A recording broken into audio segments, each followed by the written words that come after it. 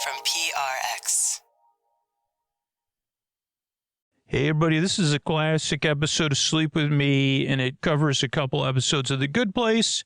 And I just want to give you a heads up, there's mentions of CLOW, like WNSs, the ones that, you know, with the red noses. So if any of that stuff might bother you, you might want to skip this classic episode of Sleep With Me. You know, this is an extra episode we started putting out a few years ago to better serve our audience, give you more selection, more content to bring you sleepy joy and delight and help you fall asleep. So there's plenty of stuff out there if you want to skip this one. If you love The Good Place, though, you'll know you know what I'm talking about anyway. And don't worry, it'll be extremely sleepy. So here you go. Ladies and gentlemen, boys and girls, and friends beyond the binary, it's time for the podcast who wants to take the sweat out of sweatpants already. Because I think the corporate raiders already did that and called them comfort pants. But maybe they called them, the branding experts just called me. They said lounge pants. And they said, by the way, they served, I said, you know what I say? If you're going to serve me, I'm going to be wearing sweatpants. What am I talking about? No idea. But I know I'm here to help you because it's time for Sleep With Me, podcast that puts you to sleep. All right, everybody, it's time to talk about tonight's sponsor, Helix Sleep. And I don't know if you've taken the quiz yet at helixsleep.com/sleep, but I have my Helix at home. I love my Helix because it's fit for how I sleep and my sleep and feel preferences. But I'm looking at getting another Helix. So this summer, there's a cabin I'm going to be staying at, so I can have a bed that fits how I sleep. And maybe you should have a bed that fits your needs, right? Whoever, has your mattress ever asked you, hey, tell me more about your needs and your feel preferences. What would make you comfortable? Well, that's why you got to take this Helix quiz. The Helix Sleep Quiz matches you with the perfect mattress based on your personal preferences and sleep needs. It makes buying a mattress easy. And Helix is the most awarded mattress brand. It's tested and reviewed by experts like Forbes and Wired. There's free shipping and seamless delivery right to your door with free shipping in the U.S. They have the Happy with Helix guarantee, so you can rest easy with seamless returns and exchanges. The Happy with Helix guarantee offers a risk-free, customer-first experience designed to ensure you're completely satisfied with your new mattress. There's a 120-night sleep trial and a lifetime limited warranty. And Helix helps you sleep better. A study they ran found 82% of those involved saw an increase in their deep sleep cycle while sleeping on a Helix mattress. And oh boy, do they have a great sale for our listeners. Go to helixsleep.com/sleep for 27% off site-wide during their Memorial Day sale now through May 31st. This offer is exclusive for listeners of Sleep With Me. That's helixsleep.com/sleep for this exclusive offer. 27% off site-wide. Make sure you enter our show name after checkout so they know we sent you. That's helixsleep.com/sleep. Thanks, everybody. Everybody, hey, this is Scoots. I'm going to be talking about something not sleepy at all. It's very important, but it's not sleepy at all. But it's only for a select part of the audience. So if you don't want to support the show, you're not in a position to support the show, you're not interested, that's totally fine. This is not a reverse message. I'm not here to change a single person's mind. I'm only here to get through to the listeners who in their hearts have already decided to support the show. There's just a brain bod, a thought or a feeling or whatever it is that's in the way, that's saying, put it off, my $7 doesn't matter, Scoots doesn't need my support, I know he's asking, I'll do it one day, he can't possibly be talking, someone else is going to do it, I want to do it, but I can't, but I can, but like, those are just brain bots. What does your heart say? If you can support the show, if you've already decided, you just haven't done it yet, right? So take a minute and imagine if or went away. But that's a reality we're facing. It would be terribly sad, but we don't need to. You just have to get through to the people who've been waiting putting it off or saying it doesn't matter or thinking someone else will do it. The biggest one is thinking your $7, your $60 a year doesn't matter, because it does. But it doesn't need to be that way. We have enough people who've listened and listen all the time, who in their hearts, I know, I just got to get a hold of you. And for you to know that what I need you to do is support it right now. Don't wait for that part of you, that brain bot, to talk you out of it. Go to sleepwithmepodcast.com/plus right now. Sign up, support the show. Please don't wait. And then you'll know the podcast will be here. It'll be here for me and for everybody else. Thanks. Oh, Mystery Bart, a lot of people help out on the show. Who are they? Posty poster son sounds like an earful. Wrote the theme song. Edits episodes. Carl W. the legend. Also edits episodes. Ashley, Kenny, Scotty, Jennifer. Runner. Eric and the team at Astound are on the website. I am the Mystery Bart. I do the lullabies, yeah. I do commissions at JonathanMann.net. I'll write a song for you. Any reason at all. You can tell me the story and I'll make it personal. You see the kindness shine straight on through when the listeners form their own Facebook group. Keith, Stacy, Sarah, Julie, and Jennifer. These are your moderators. Get support dear Scooter on Patreon. Buy the merch and support the sponsors. You can find anything you want at sleepwithmepodcast.com. And we're so proud that we could dance. Rusty Biscuit, Lois, Anna like banana. Leah does the transcript. Thanks, Mr. Bart. Don't forget, if you haven't heard about Surprised by Scooter, if you're spreading the word about the show, you're tagging me in social media or emailing me through the form on our website, I'm going to surprise some people who are spreading the word about the show, just letting people genuinely know about their experience with the podcast, with subscriptions to Sleep With Me Plus, maybe a personal video, maybe some stickers, who knows? So get out there and be surprised by Scoots. Thanks, everybody. What do you say we get on with the show? Hey, are you up all night tossing, turning, mind racing, trouble getting to sleep, trouble staying asleep? Well, welcome. This is Sleep With Me, the podcast that puts you to sleep, and the podcast that goes forgetful sometimes. We do it a bedtime story. All you need to do is get in bed, turn out the lights, and press play. I'm going to do the rest. What I'm going to attempt to do is create a safe place where you could set aside whatever's keeping you awake, whether it's thoughts, feelings, physical sensations, and just to re-summarize, could be a bunch of other things. Could be something you're feeling physically, something you're experiencing emotionally, or that happened, that you're having feelings about. Natural, you're a human being. It could be thoughts about any of that stuff, or just, thinking stuff. Those darn synapses. That was a Nickelodeon show I pitched. Would you believe that wasn't picked up? Those darn synapses. It was a well, I'll get back to that TV show about the Synapse family, the Synapses. But anyway, this is a podcast to put you to sleep. I try to create a safe place. I try to earn your trust if you're new. Might take me a little while. This podcast is a little bit different. Just try to loosely pay attention because it's not going to make a whole lot of sense. But I'm here in an attempt to help you, to take your mind off of stuff while you drift off into dreamland. I do tend to repeat myself because my brain doesn't seem to be recording ever since I pitched that Synapses TV show.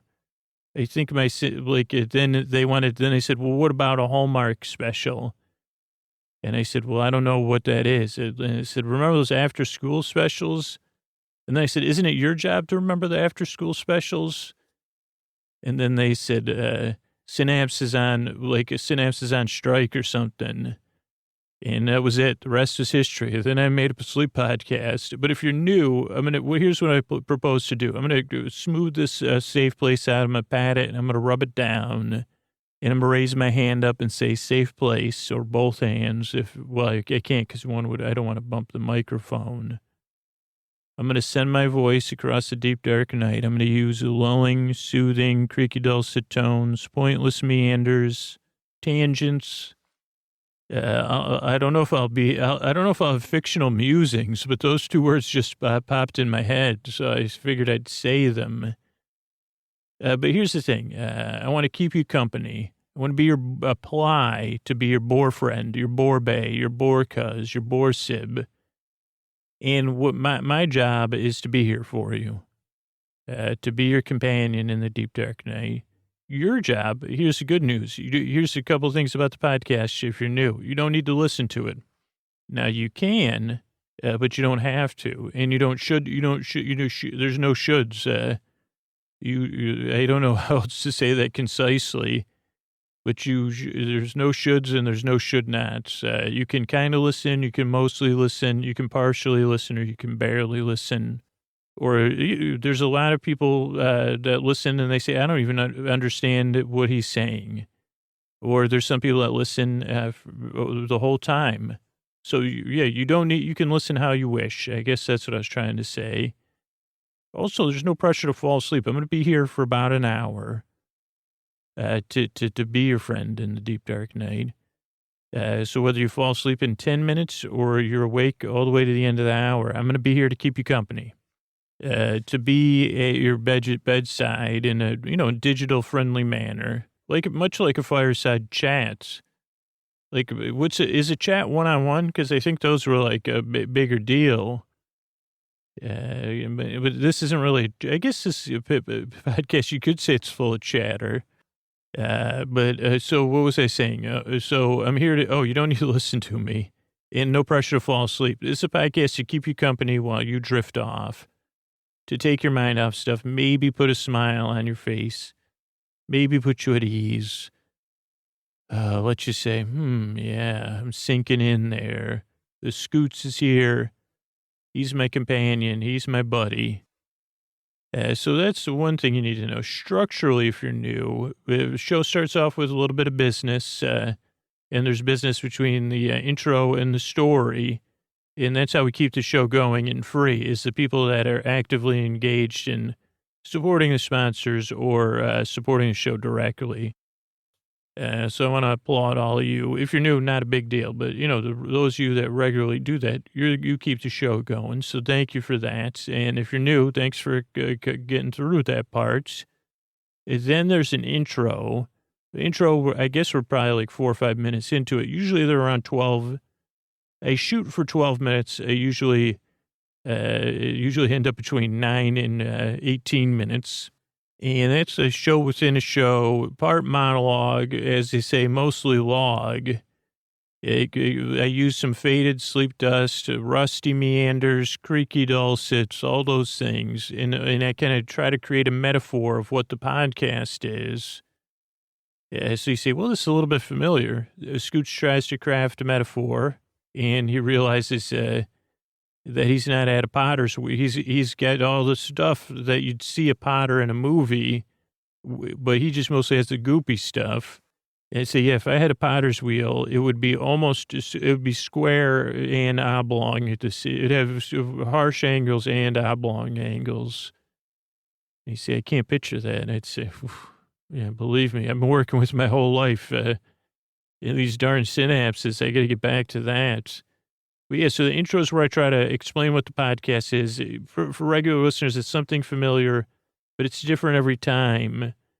Because the goal of the intro is, one, make you feel welcome, to greet your skepticism. If you're new, I guess like in a way that says you should be skeptical. I'm glad you are. That's a very intelligent way to greet this. And I don't know what to say. I guess that's what I say to your skepticism. I don't know what to say. Give it a few tries, see if it helps. I can't make any promises other than I'll be here goofing around to keep you company like a bore bud. And podcast works for some people, doesn't work for others. Most listeners say it takes 3 tries, and then it stops making sense and they just fall asleep. So give it a few tries. I'm glad if you're here if you're skeptical.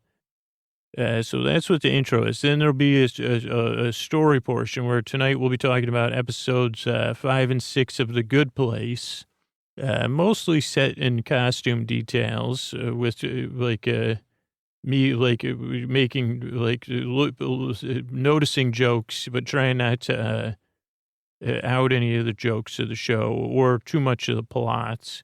Just an appreciation. You'd say, wow, so you do a podcast, a Good Place, the Good Place Appreciation Show. And I'd say, well, let's not get carried away. I mean, I appreciate the Good Place, totally, totes my goats. But this podcast is more me appreciating, yeah, I mean, somebody's putting hard work in there. I'm the only one, I mean, and I guess I don't want to point any fingers, but say somebody's putting, working on those sets pretty hard. And I'm here to appreciate it in a way, a lulling, soothing, creak dulcet way. And really, if someone wasn't putting in all that hard work, in reality, there wouldn't be the details for me to fixate on. So, bravo.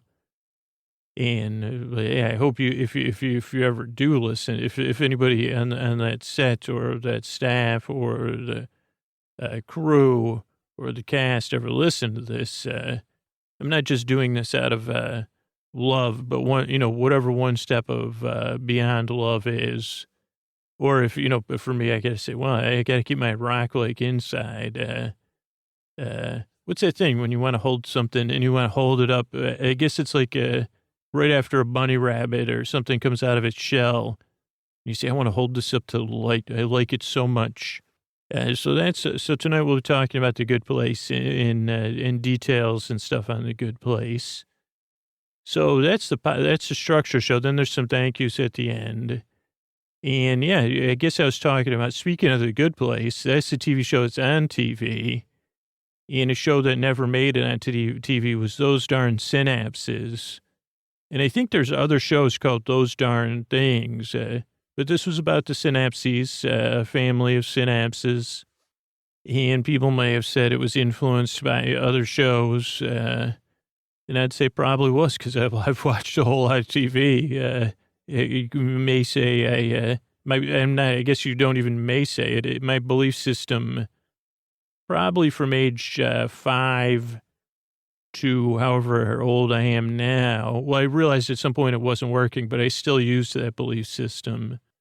I mean, if you put me under hypnosis, even though I didn't watch a lot of TV shows with Ricky Schroeder, they'd say, well, who do you, who would you consider one of the supreme beings? I mean, probably it's a polytheistic thing anyway. If I was under there, I'd say the Rick Schroeder. And they'd say, well, how many episodes of Silver Spoons did you see? I'd say, I had no idea. Not as many. Like, it's not don't associate it that way. That's why I consider the Ricker. I said, that's why you have me under hypnosis, so I can be honest with you. But yeah, probably I definitely said, well, if I could just be more like the Ricker. This was when I was like 10 years older than the character on the TV show. I said, my life's going to go golden. And yes, they'd say, what about the goddesses? And I'd say, well, of course the Golden Girls are goddesses to me. And I also wished I could have lived their lives, both in their current, I wish I could be a golden girl for sure. I mean, why not? I'm under hypnosis. Why not be honest with you? I do wish I would love to say my name is Blanche Dubois, but I'd love to be as cool as Rose. But yeah, I think, was it Blanche's last name Dubois, or am I mixing my metaphorical characters? Okay, did I hypnotize you? I'm in the middle of a podcast intro. Let me get back. Oh, and a TV show pitch. That already failed. Yeah, it was called Those Darn Synapses. And yeah, basically it was going to be a sitcom about a synapse family. But I kind of wanted to have it a little more progressive. And they said, well, let's just do and then they said multicam. I said, no, this is going to be a multi-scan. I said, not single camera. I said, this is going to be an actual, I think this is where it went wrong. They said, I think we're with you. And I said, yeah, no, progressive. I said, not a nuclear family. And then we started talking multicam, single cam. I said, no, scan. This will be a real look in at the synapse. We're going to pick a synapses family. And they said, but you said it's fictional. And I said, yeah, I'll be I said, you'll be scanning it. We'll do this. I said, trust me, this is a new thing. And then they said, like VR, like Oculus. And I said, no. And then I tried to do a theme song for it about, those darn synapses, well, like that. You say mine, he says his, like, it was pretty good. At least I thought so. So, but you may be listening, maybe new, you say, okay, this person may be short. Maybe those darn synapses did. And I say, you're probably right. They did check out a while back. And I am short. Not only am I short of synapses, my synapses are shorted.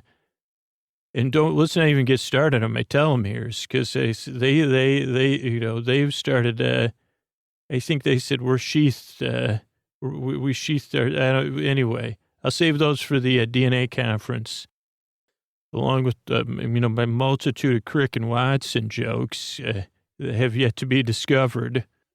And they say, cure me.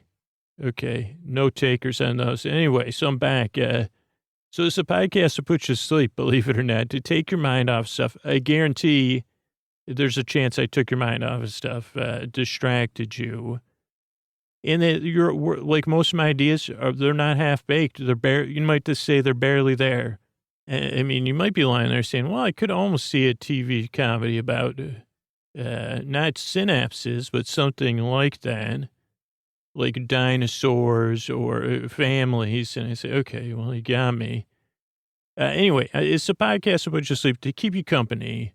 You know what? The reason I make this show is because I've been there, tossing and turning, just aching to sleep, to rest, for something to distract me from my thoughts, so I could loosen my grip on the world and slip off into that hypnotic type state where you're asleep and resting. And that's what I want for you. I really, truly believe in the fact that you deserve a good night's sleep, and I'm here to help. This is the only way I can. It doesn't work for everybody, but I hope it works for you. I appreciate you coming by. I strive and I yearn to help you fall asleep. Thanks so much.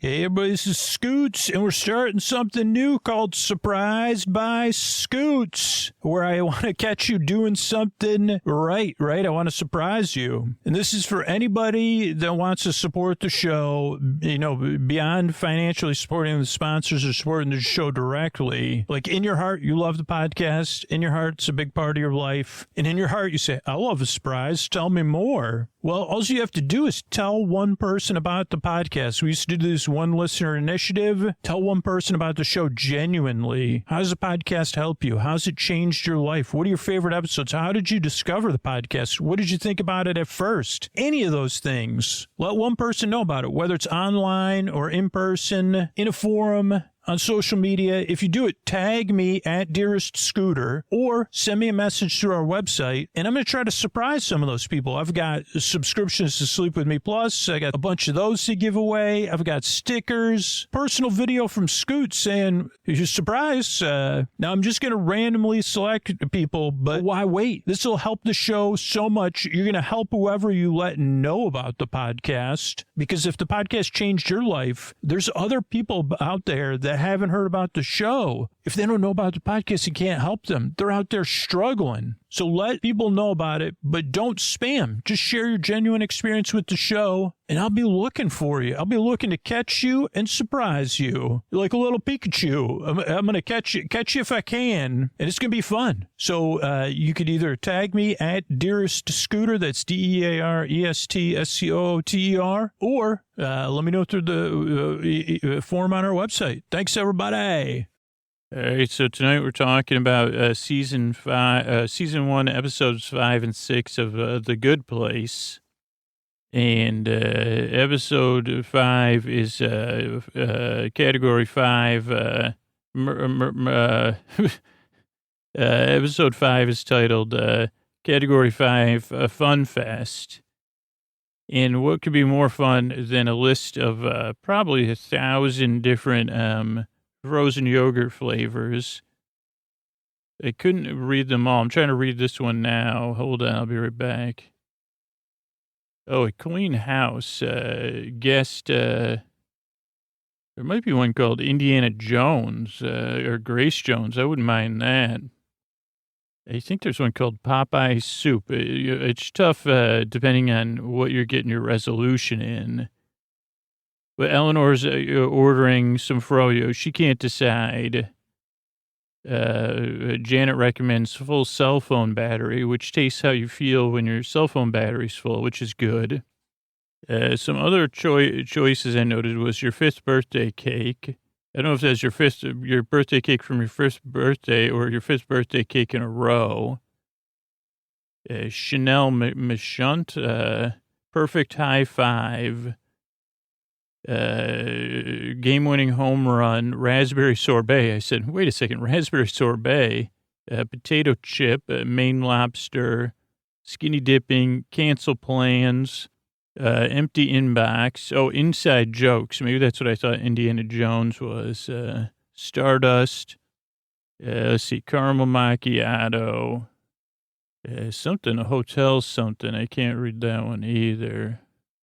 Maybe sweet potato fries. There's a lot of potato soup. That's an interesting one, but that feels good. A waitress's love. Maybe. Chocolate chunk, something muffins. So a lot of different great flavors. And Eleanor's trying to decide, but she decides to give someone else a turn, which triggers kind of one of the themes of the episode where Eleanor's like, wait, am I making progress here? And then she runs back to tell Chidi the good news that she did something nice. As she runs for a park, she does some jumping over picnickers. And we get to see Chidi at the chalkboard. And you could say that, I guess you probably could say that 5 times fast, but it's pleasant to say Chidi at the chalkboard. Chidi at the chalkboard. And on the chalkboard is John Stuart Mill, 1806, some other Jeremy person. What's good? What is bad? One person. The greatest happiness of the greatest. We learn a little bit more about this later because it's utilitarianism. There's a good reason, good person, thumbs up. That's what Eleanor gives. Then it opens chapter 5, category 5, a fun fest. And then we go to the episode opening and Chidi's teaching, Eleanor, and Jason. He's talking about utilitarianism goes for the sum total of goodness. And Giannu Jason says, tells a story about Sheila and Donkey Doug, who's their best poppin' locker. They're really funny. And then she says, well, that's actually a relevant example of a utilitarian dilemma. It looks like the other person's name is Betham, as I'm looking. Eleanor, also cover your ears if you're, well, spell it out. Eleanor says her brain is Horny. Thought that was funny. Michael, then Michael at some point was talking about this is the same trick I used to use when I used to try to be more extroverted. And I think I talked about it on the podcast before. It's the old New Yorker trick where you read the New Yorker. Guess it's not a trick. You read the New Yorker every week or a few articles, and it gives you something to talk about. Well, I mean, for me, that was just, I guess, like, it makes you seem reasonably intelligent, but it just gave me something to talk about other than, like, hey, parties, I mean, that's how normally, but now that I don't have time to read the New Yorker, I wish maybe I should set aside that. I say, well, I just got to go work on the podcast. I don't know. Yeah, but that's a good plan. If you have to do a lot of socializing, you're introverted, read the New Yorker. And there's usually every issue, there's one long form article or interview or review. I mean, in addition to the talk to the town and some other stuff, some in-depth something. And it could be or a piece of fiction that you're going to identify with. Also, this episode's not brought to you by the New Yorker, but check it out anyway. My grandma loved it, and that made me love it. Okay, where were we? New Yorker trick. Oh, Michael has a great plaid jacket with a gold pocket square and a real dark pattern to tie with like a dark, like a kind of a vintage look. couldn't even say, I don't have the vocabulary to define the colors. There's some, I'm going to have to get one of those posters so I can get a deeper grasp of colors, or maybe just try to walk around with a box of Crayolas. Let's see, dark pattern tie. Ted Danson's really big. This part of the season, the next few episodes, he's in his real A game. Janet brings in a triangle projector, a computer, and we used to learn that the neighborhood is 12358W. And they look at the sinkhole thing, and it also has the neighborhood technical manual. Then Chidi and Eleanor have a little bit of a discussion where Chidi's using the old, it's not a big deal. He's like, I got to be by myself now. Not a big deal.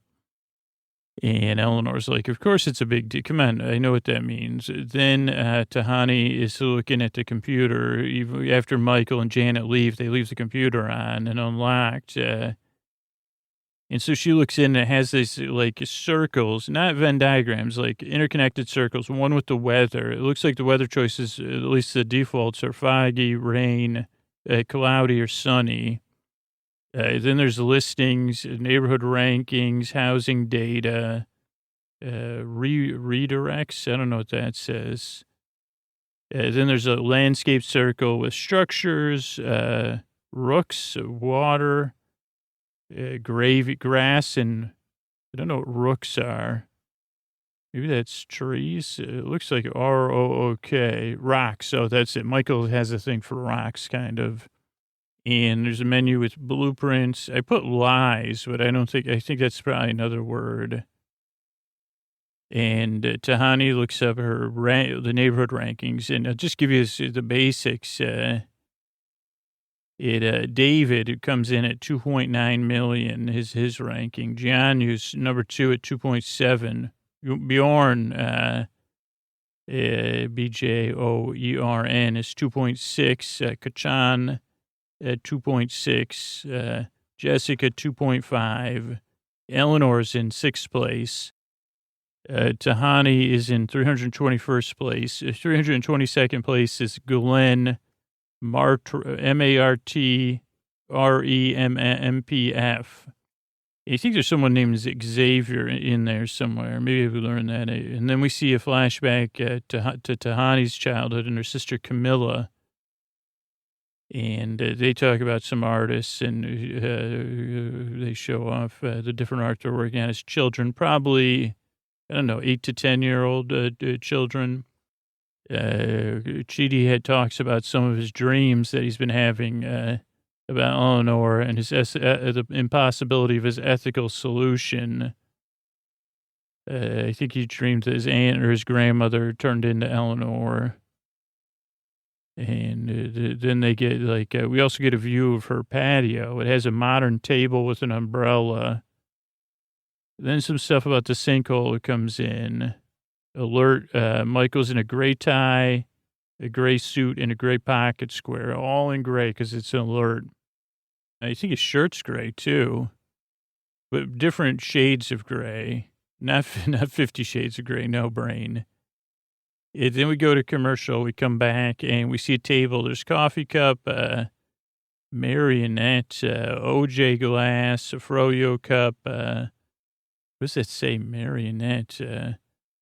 Orange slices, a wine glass, crumbled up turquoise papers. It looks like almost construction paper. More froyo containers on the floor. 2 blankets. Eleanor's wearing Uggs and sweatpants. And a Michigan Law sweatshirt, a coffee cup. I don't know if I mentioned, to-go coffee cup on one of the end tables. There's actually 2 froyo cups on the table.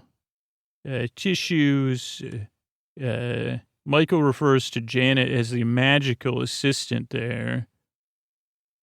We learn that Chidi likes to do the dishes. Michael shows back up in a yellow paisley tie and blue, and pocket square matches it.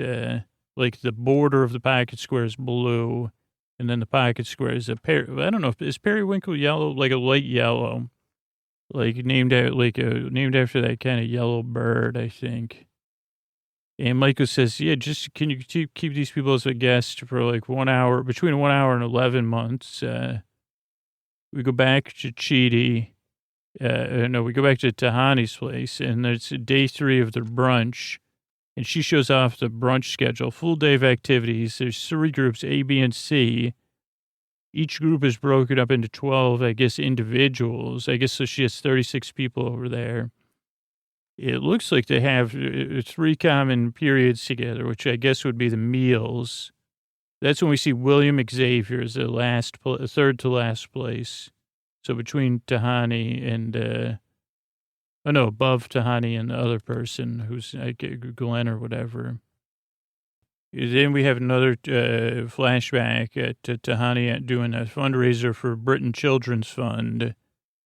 2 million pounds, but middle thermometer doesn't cut it. So she introduces her sister Camilla, youngest person ever to graduate from Oxford, world-class painter, social activist, iconoclast, Olympic gold medalist for archery, BAFTA award winner for her documentary and her Grammy award-winning album, and the person most likely voted to be be Banksy, which she does a shush. And she has this like super long ponytail, and she's very stylish. And she auctions off a lunch date starting at 3 million pounds. Her dad immediately bids 5 million pounds. And this is one thing about this show that really excels at it, even though it's this situational comedy, is these real moments. This one has these 2 different dilemmas with Chidi and Tahani, and I guess Eleanor and stuff. But really, Chidi really digs deep. But so does Eleanor's flashbacks. Tahani's flashbacks.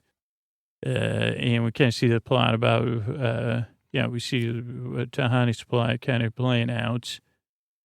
And they meet one of their neighbors who says, I wrote the book on true love, how to spot marriage problems at 1,000 miles or something. Chidi says he's vexed when him and Eleanor, they're alone in a room. At first I said, what room is this? It ends up it's a bathroom. There's like a very decorative mirror with like a lot of different things pointing off it, like almost like a sun, but it's a dark color. And there's porthole windows in the bathroom. I said, what do they got? One you could see right in. But it is just a set. And this is, I think, the first time Eleanor says, you basic. It won't be the last. And then we see a big driftwood sculpture in Eleanor's living room that maybe I talked about before, but this one's big. I'd say 3 feet tall. And the word squabble gets used multiple times, including a very funny one with Chidi. Then let's see, Tahani out. Because she says goodbye to her parents or something. And they say, oh, yeah, you were they said, hey, we left you as Tahini. Or is that what it's called? Tahini, yeah, instead of Tahani. Janet, then Tahani goes outside. Maybe this is earlier. She's trying to be helpful and check in with Michael and Janet. At first, we don't see her, though. We just see Janet. No, we do. And then we see Janet and Michael working on the sinkhole. Janet's got this, like, some sort of a TV antenna equipment type thing with lights on it, some sort of scanner. And they say, you can't be here. So then Tahani goes cubist on everybody.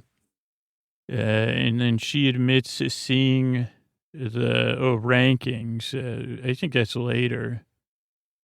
Then we have the flashback when she's talking.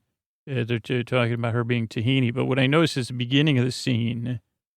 I thought this was very good acting or very good character development. Because usually she's so poised, but she is what do you call that? Not dribbling her fingers, but tapping all her right-handed fingers on the table in kind of a nervous frustration. And I really thought it was good, especially because she's trying to step out of this thing. And she says, I tried, but it has never been enough. And she's also telling this to Michael, who has a giant purple bow tie on and pocket square at this point. And also at this time, we really get this big, deeper look at Chidi, which is really nice. And then the episode ends on this wonderful note, dishes, Doc. I don't know. Oh, the dishes are done. And then we see a rowboat. And Eleanor, Chidi sees a note to say, hey, meet me down by the lake or something. He goes down there. He's got a nice dress shirt on. Most of the time, he doesn't always have nice dress shirts on. And Eleanor says, hey, go for a rowboat ride with some wine and French poetry. And she gives him a card that says, fork off, Eleanor, and kind of like gold print. And I was wondering if Janet made that or if they have a print shop there. Because you couldn't just print it on a home printer. So she had to get it done somewhere. And then he says, what does this say? Oh, gold letters, print shop. Theoretical, Chidi says it's a theoretical this was a theoretical fantasy. And at first, the first shots, it could have been on a lot or something.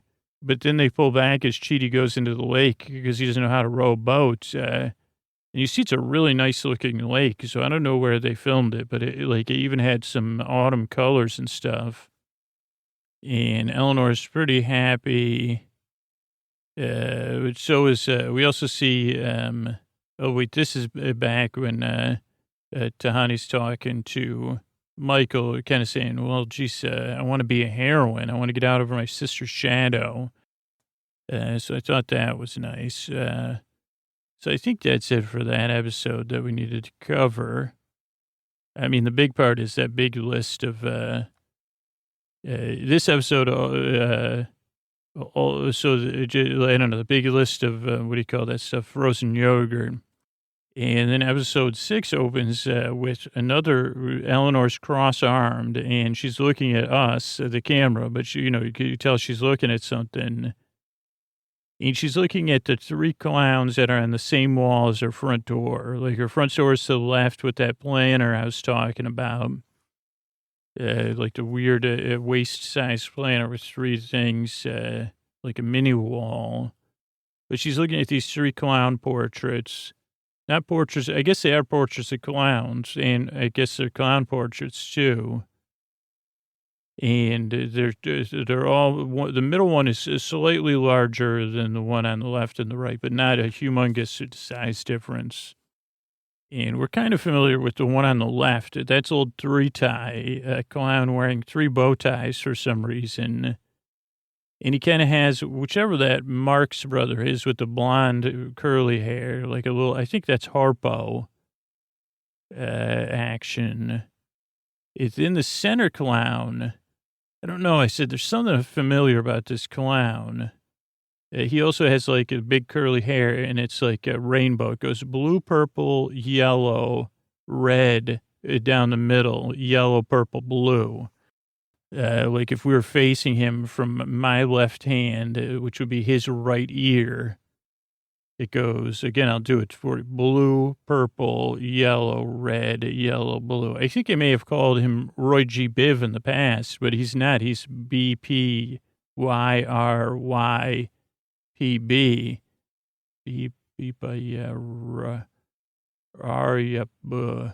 Something, but Eleanor has a name for him. He also has I didn't notice this till this time. He's got a giant Elizabethan collar on. And I guess it's a new thing for dogs when your dog needs a collar, like a non-itching collar. They say, get him an Elizabethan collar. At least that's what they told me. I said, I couldn't find it. He's just got, I said, I don't know if it's, he's got this interesting look on his face where you really can't tell his expression either, the center clown. And then the clown on the right has a blue kind of, almost like a kid in play. I don't know how many people are familiar with that. There's a basketball player this season, and he changed teams. I have to think of it. Yeah, but anyway, he has like a kid in play style, spiked blue hair, a very formal stance, shoulders back, kind of like a clown sergeant or something. If I had to say something, I'd say it's a French clown, but I don't know why. I don't have any backup for that. And Eleanor's very stressed about Michael and the clowns. And she says, okay. And she goes through the names, which I'm trying to say, let's see, whose names can I say? Oh, I also noticed the center clown has stars on his cheeks. He's like a C-3PO, but not, that's not his name. But Poco, that's not it. I can't even read my writing. Then Greedo, then Freaky Feet, and then George Washington, the clown. Yeah, it's much funnier and then she replaces the center clown, Roy G. Biv or whatever, with a sexy mailman. That's not a clown. Then her and Chidi, they talk about what we owe each other, because I think that's the name of the episode. What we owe to each other. He talks about contractualism, which ends up being kind of the theme of the episode, and really about keeping your promises. Also, a couple of shots, a ton of books. Couldn't read any of the book titles. Let me see if I could do it now. Oh, that was a book you want Eleanor to read. What we owe each other. Like an introduction to conceptualism or contractualism. And Eleanor's trying to figure out a way to both help Michael find who doesn't belong and not help him. And she said, Chidi says, it can't be done. She says, oh, I've done it before. So, with my cousin. So I think I can figure it out. Then we have a shot of Michael. He's at a map with a bunch of, where he's doing all his research. And it was another good one. I tried to freeze it again. I see him, he's got all these spots where events happen marked with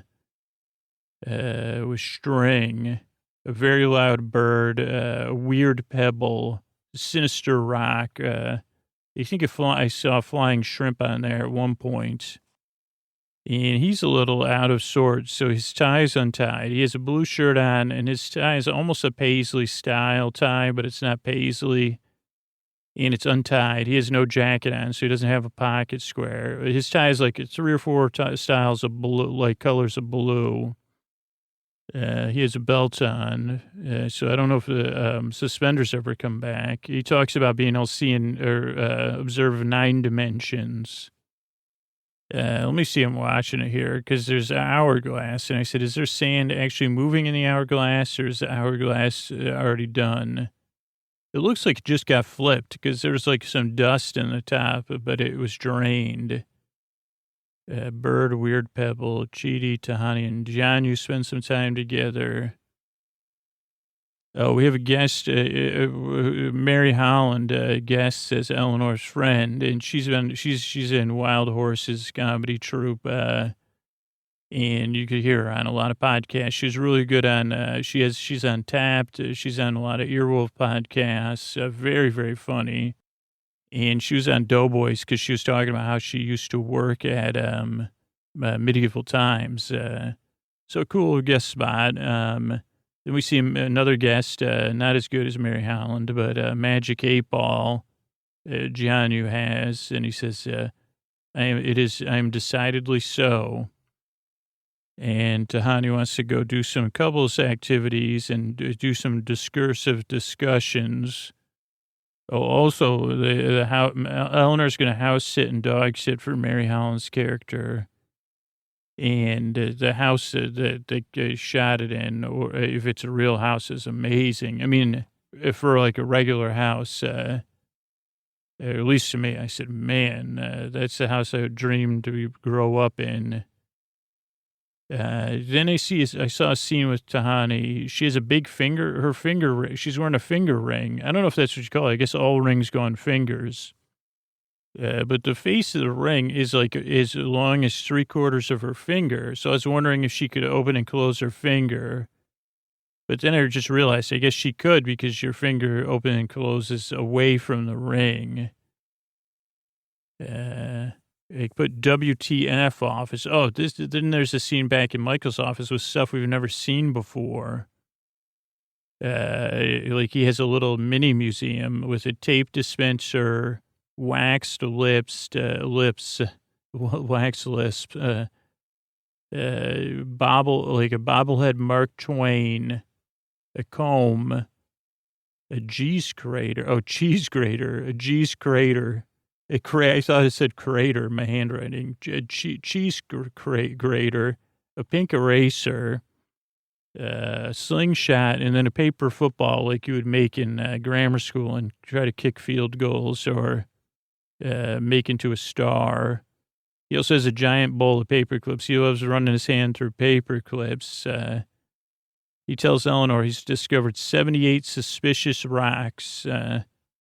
She said, are they defective? Are they taunting you? And Eleanor has an idea. She says, dude, it's time for some chill time. And Michael grabs his jacket. So we do see he has a matching pocket square that is blue. And there's this whole third wheel kind of theme. So Chidi, Jianyu, Jason, Tahani go to the Good Face Spa. And we have great to talk about the language with Janet, who says couples are pairs of people. And I think he says, I'm a third part of the couple, the helper part, the fun part. We're a 3-person couple. It's just a fun scene. You should watch it. And then Eleanor and Michael, they're talking at a picnic table over a couple of cups of froyo. And they're talking about the TV show Friends and becoming friends. Actually, this ends up being, this is true. Michael says architects aren't supposed to live on site. But I figured I'd live here for the first 1,000 years. And then he kind of underlines things. He says, you don't break promises. That's what we're really focused on. And Eleanor goes, okay, well, I promised you we'd have some fun. So they go do karaoke. They do A Blaze of Glory from, who's that band? It's Bon Jovi, I think, is who sings that. Maybe just John Bon, or maybe it's the whole Bon Jovi. I'm not sure. And Michael has fun karaokeing. Then Janet's ready to give massages. Her hands are perfectly warm to 105 degrees. What is it? Why does this say PECT? I don't know what that means. Packed. Perfect. The perfect temperature. They're at the Kingdom. They went from the Good Face Spa to the Kingdom Calm Spa, according to their robes. And then they talk about Pitbull and Impressionism. Chidi actually has been trained in the mandible massage technique, so he does that. Meanwhile, Eleanor and Michael play skee ball. Then they play the claw. I think they play the claw game first, where you get stuffed animals with the claw. Eleanor shows Michael a technique to get extra tickets to skee ball. Then they go bowling, like the black light laser bowling. And Michael talks about how humans kind of can figure out how to have the most fun. Then we're back at Mary Holland's house, and Eleanor's supposed to be still house sitting. Her friend shows up. She says, I got tickets to Rihanna. She calls her Riri. And on the back of the tickets was a bunny on the back of the Rihanna tickets. And I put a really nice house. She's house sitting. Then we go back to the spa, and Chidi and Jason already have face masks. They're very, very blue, like almost a blue you'd get on a cupcake you buy at a supermarket, where you say, I don't think, you say, okay, how could that frosting be that possibly blue? Like beyond turquoise, where you say, that's like the artificial version of turquoise. And Tahani can't get, her pores are just too small to get a face mask. So she's frustrated. She can't have a moment with Jianyu talking about art and discursive discussions. So she ends up going to get tea at the couples, two couples cafe now, tea for two couples cafe. And her and Chidi share a moment. She says, I just want a soulmate that I can discuss the ethereal colors of Degas with. And then there's kind of a joke about France. Yes, good museums. And Chidi and Tahani, he says, we'll be soul friends. Then it's the next day at Michael's office. Eleanor shows up with Mad Libs, not poodle bugs, paddle balls. And she's holding a DVD. I don't think it was ever revealed what the DVD was, because it never faced the camera that I could see. Maybe it was like a Friends special or something. Michael has a deep purple striped bow tie, and then a lighter purple pocket square with polka dots. He's so excited because he's kind of made a breakthrough that he gives Eleanor a paperclip shower. And then they go and they get a list from Janet that goes from a short list to a long list. Then we see Jason. He's playing a driving game and talking about Frank Caliendo. Then we go back to Michael, Eleanor, and Janet. It ends up there's 30 guests at the sinkhole dinner party. And 66 looky-loos that stopped in to take a look. So I guess it's 96 people. And Michael says, this is the end of the road for figuring this out. And Eleanor goes, end of the road, boys to men. Let's go do karaoke. I love that line. And Michael puts on he has a hoodie for when he feels down. So he lies on the floor with his hoodie drawn. He talks Friends season 8, which I said, oh, wow. He had talked about the 10 seasons of Friends. And I said, holy cow, they said Friends was 10 seasons long. That's a really long time. Then we have around 18 minutes, another Eleanor flashback to Mary Holland's bulbous dog. But the thing that struck me most was 1840. There's a guy sitting behind Eleanor when she's kind of discussing things with about the Rihanna concert. And she goes, you didn't even ask me how the Rihanna concert was. And the guy sitting behind her eating, they're at like a sidewalk restaurant. He turns around and looks at her.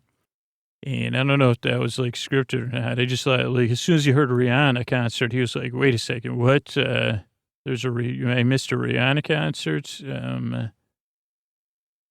Let's see. I'll help you however I can. Oh, yeah. Eleanor learns her lesson from a flashback. So she says, Michael, I'll help you however I can, but I'm only human, which gives him an idea. Then we see this triangular action with Chidi, Jianyu, and Tahani because Jianyu shows her this piece of art that Chidi clearly did of these Degas style ballerinas with her on it. She says, only my true soulmate could give this to me. And then there's a big town meeting, and Eleanor's there. Chidi's reaction was a little understated because she says, that's it, man, I'm busted. Take down the clowns, leave up the sexy mailman. And I really thought that was just so in character for Eleanor. But then there's like one more end of the episode twist, which is a great one. And the episodes come to a close. But I thought we'd try to learn some stuff this week from what came up in the episode too. So let's see what we got. We got John Stuart Mill, who was born May 1806 to May 1873. British philosopher, political economist, and civil servant. One of the most influential thinkers in the history of liberalism. His concept of liberty, this is from Wikipedia, justified the freedom of the individual in opposition to unlimited state and social control. And he was a proponent of utilitarianism, an ethical theory developed by his predecessor, Jeremy Bentham. That was who else was on the board. He also contributed to the investigation of scientific methodology, though his knowledge of the topic was based on the writings of others. He was the first member of parliament to call for women's suffrage. He's a member of the Liberal Party. Let's see what else we got. A lot of interesting stuff, and I'll link to it on Wikipedia. The books he wrote, A System of Logic, Theory of Liberty. I thought Eleanor was reading another book, though. I thought she was reading On Something Else by John Stuart Mill. Let's see, economic philosophy, environment, wages. Here's major publications. A System of Logic, maybe that's what she was reading. Oh, On Liberty, maybe? utilitarianism. You wouldn't think I watched the episode so many times. Too bad I don't have Cheaty here to help, but it'd sure be a dilemma for him making sense of it. But that's a little bit on John Stuart Mill. Now, when we have the flashback for Tahani and her sister, Camilla, they're kind of competing with Art, and her parents are kind of praising her sister, and they say, geez, what is this? She has this bird sculpture where Tahani has more of a bird painting and drawing. And her father says, geez, I think you've moved into some other phase. I don't know. And he goes, I could see influences from Brancusi and Kapoor here. So Constantine Brancusi, as a Romanian, February 19th, right around my birthday.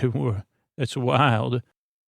1876 to March 1957, a sculptor, painter, and photographer, made his career in France, a pioneer of modernism and one of the most influential sculptors of the 20th century, the patriarch of modern sculpture.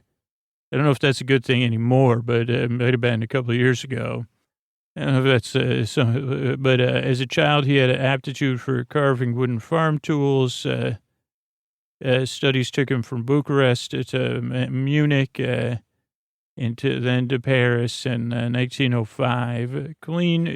His art emphasizes clean geometrical lines that balance forms inherent in his materials with symbolic illusions of representational art. Brancusi sought inspiration in non-European cultures, just like some of his contemporaries, also influenced by Romanian folk art, traceable through Byzantine and Dionysian traditions. So let's see. I'm trying to see. He had a big show at the Armory in 1913. There's even Greg Olden used Brancusi's bird in space as the inspiration behind his Clio Award statuettes. So really the thing with all this ethical stuff and this art stuff is, kind of shows the work the writers are putting in on the show. Really impressive. And then Sir Anish Kapoor was born in March 1954, British sculptor, born in Bombay, lived and worked in London since the early 70s when he moved to study art. Let's see. He's been awarded many, many prizes. Knighthood in 2013, a doctoral degree at Oxford in 2014. He became known in the 80s for his geometric or biomorphic sculptures using simple materials such as granite, limestone, marble, pigment, and plaster. These early sculptures were frequently simple curved forms, monochromatic and brightly colored, using powder pigment to define and permeate the form.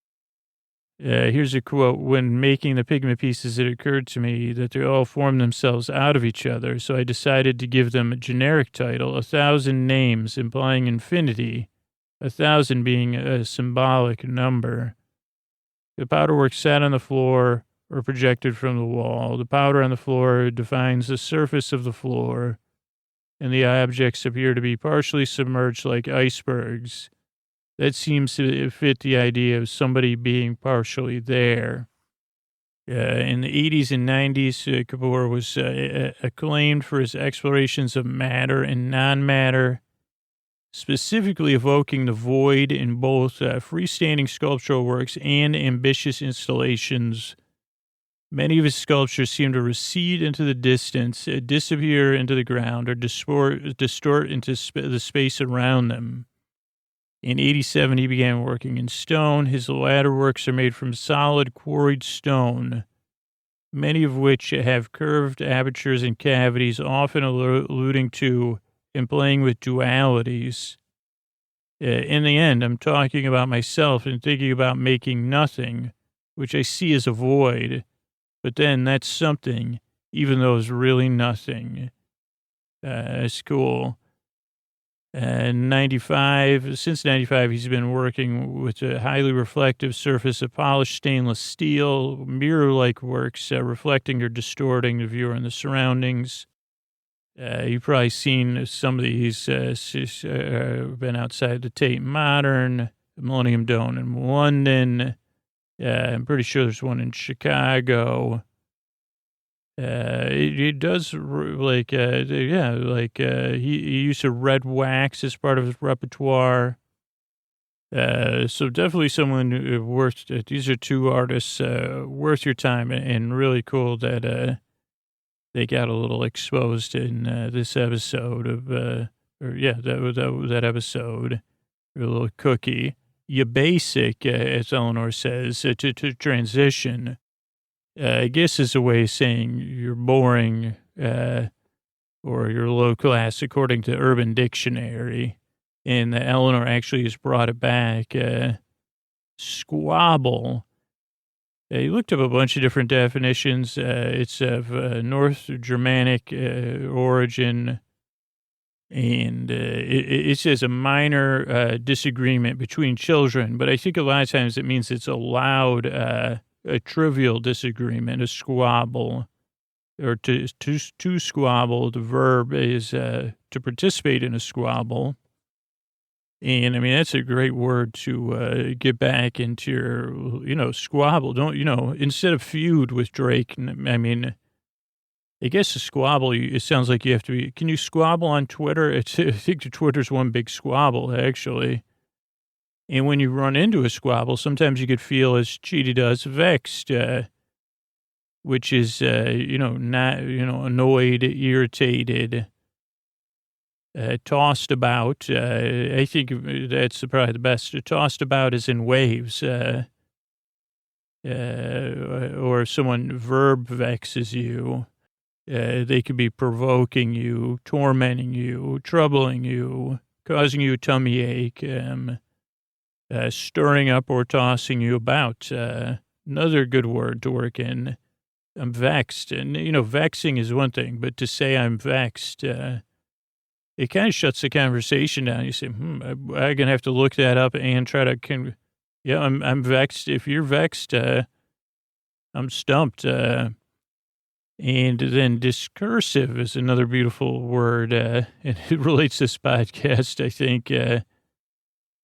It's from Middle French, and it can mean digressions from the main point, rambling, tending to digress from the main point. I think I said that. Did I say that already? Or using reason and argument rather than intuition. So I think a discursive, she was talking about it in a discussion complex, like going off and talking about art and just seeing where it goes.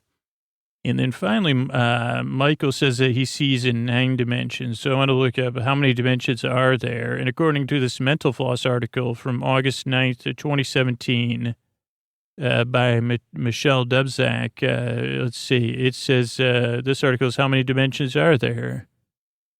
And you ask everyone, and they might list length, width, and depth. I'll just be kind of paraphrasing.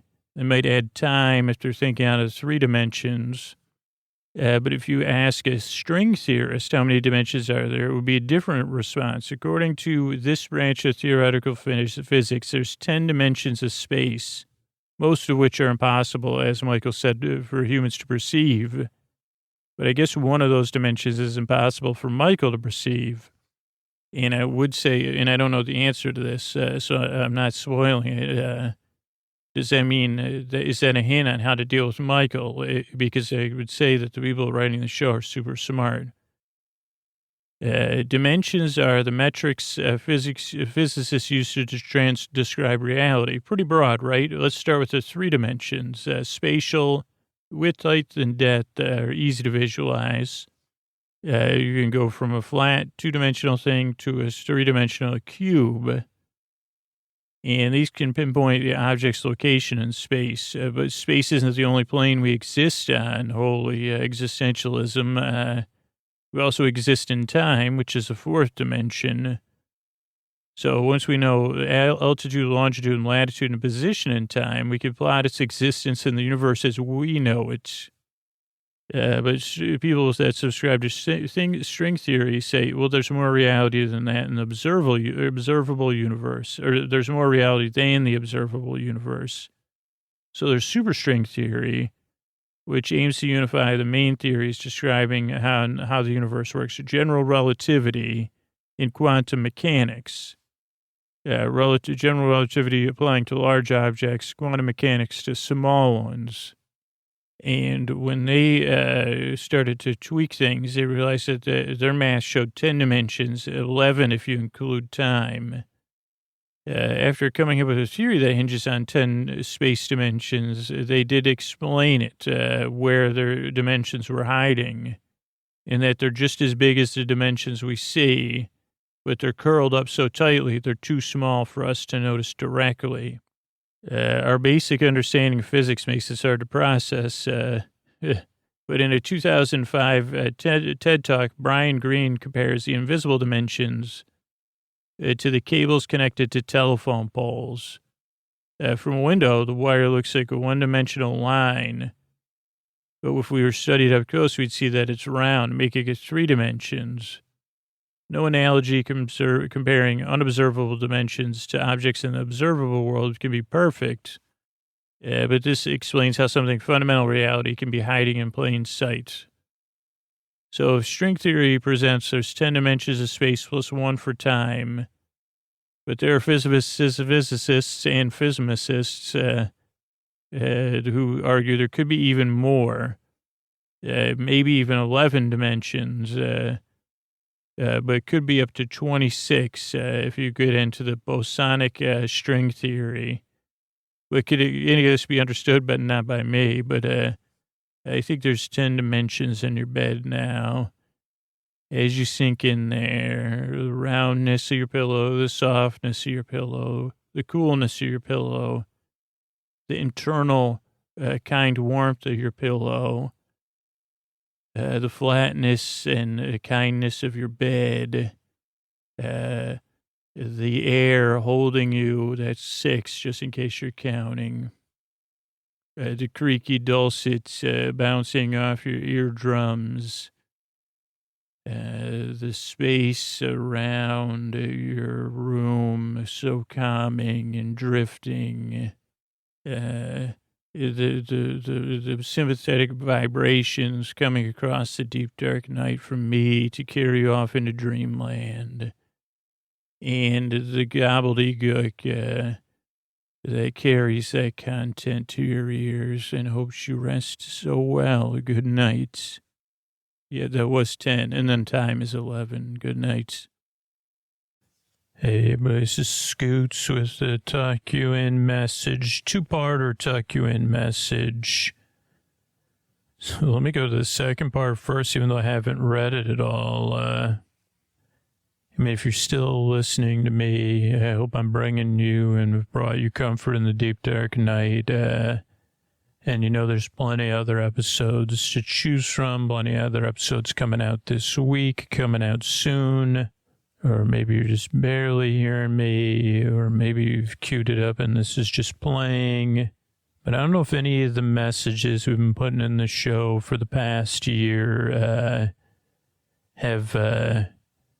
you've heard them and they've landed with some part of you, like a part of you in your heart, about supporting the show, because I'm not trying to change anybody's mind, right? If you can't support the show, you can't support the show. If you don't want to, you choose not to, or you think the show doesn't, deserve your support or need your support in a strong way, that's fine too. But if you've been putting off supporting the show, or you're like, I know the show, I realize the show needs my support, but like that's in your heart, but there's something else in your head, right? Some other part of you that's been standing in your way. I'll do it tomorrow. One day I'll do it. Or the most the menacing for us, or the biggest obstacle for us, my support doesn't matter. There's no way my $7, my $60 supporting the show just for a few months while I listen to it can matter.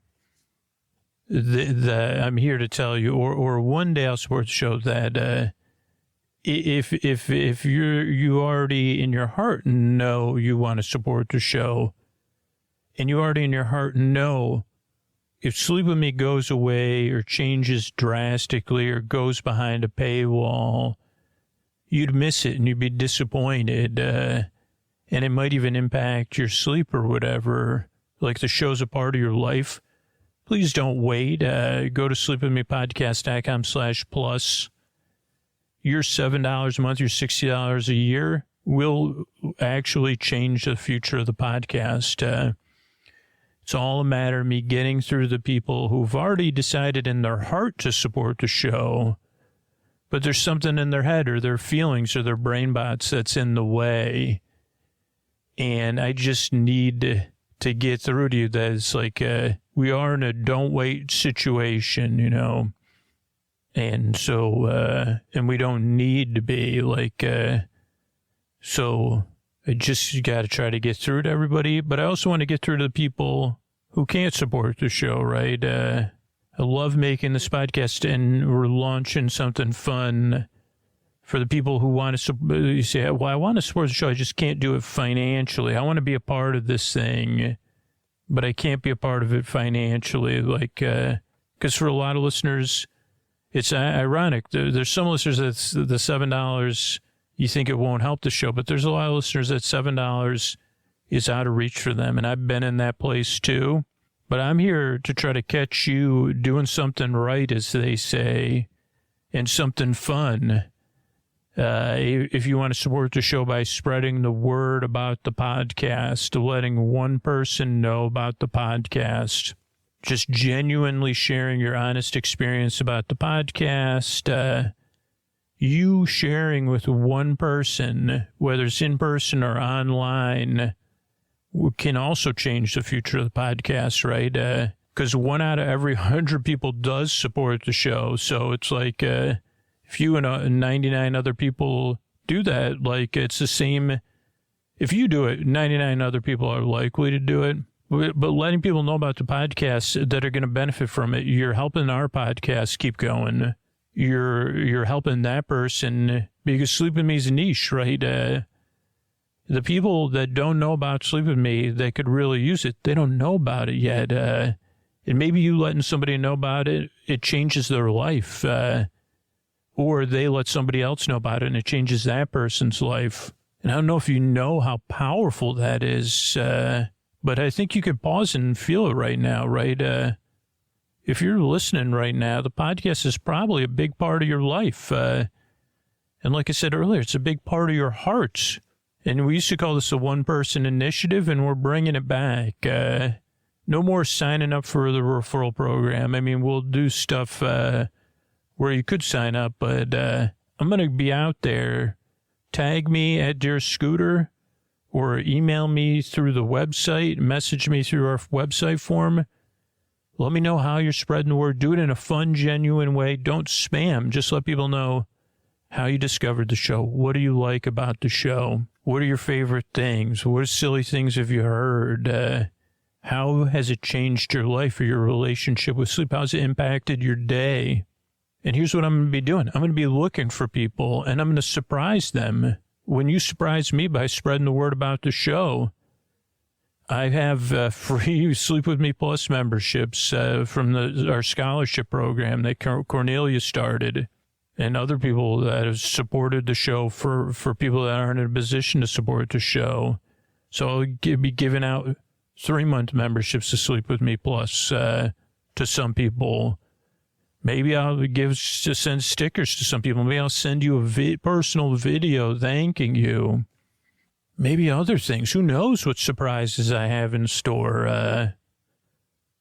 And it'll be fun for everybody. You'll be changing the life of the podcast that you care about.